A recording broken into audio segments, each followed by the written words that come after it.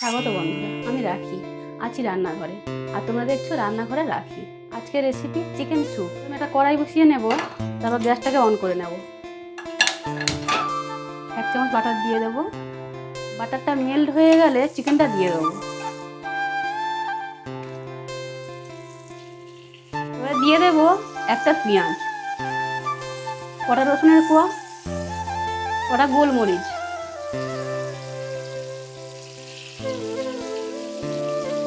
এটা বেশি ভাজবো না। এবারে পরিমাণ মতন জল দিয়ে দেবো। Chicken stock ready. এবারে স্টক থেকে চিকেনটাকে আলাদা করে নেব।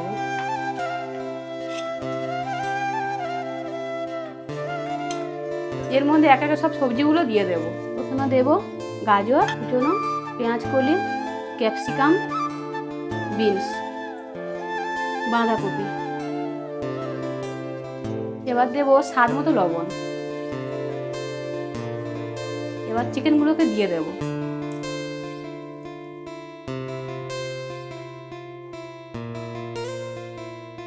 এর মধ্যে দিয়ে দেবো 1 চামচ সয়া সস। এবার দিয়ে দেবো গোলমরিচের গুঁড়ো।